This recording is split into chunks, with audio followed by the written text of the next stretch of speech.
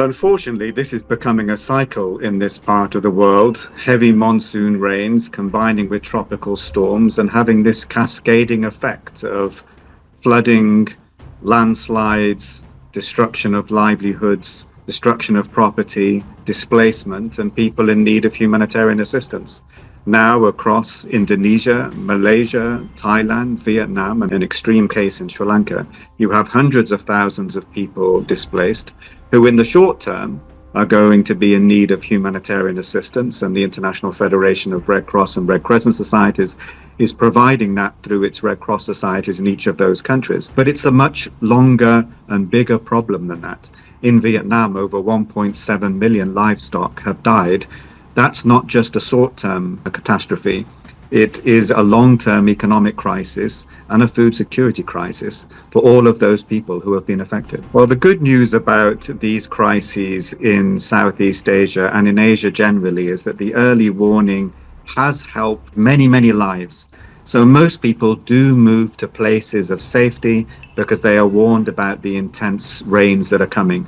Some people choose to stay closer to their homes, and that puts them at severe risk. Those people who've stayed in the flood affected areas, the rescue operations are ongoing to reach them. Those are very difficult, but how difficult depends on what country you are in and what the infrastructure is like and what the rescue capacity is like of the government who is there. But that is the priority at the moment. And the next priority will be getting food, shelter and medical care to the people who are affected. And then, as we say, there is the long-term recovery to be thinking about. Well, if you look across Asia Pacific, again, the current flooding is a tragedy, and for all those affected is a tragedy, but there is something of a good news story in the background. Cyclone preparedness in Bangladesh has got significantly better.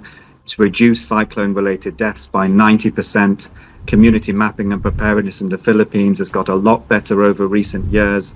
In Japan, the tsunami seawalls and early warning systems and the building infrastructure for earthquakes is the best in the world.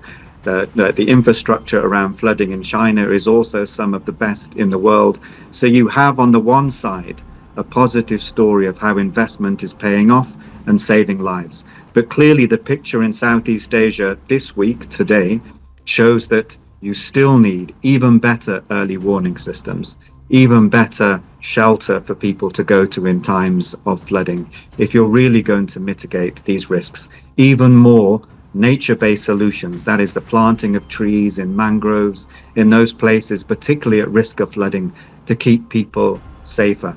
Better social protection systems in disaster so they can immediately get cash and get the food, the medicine and the shelter they need when a disaster strikes.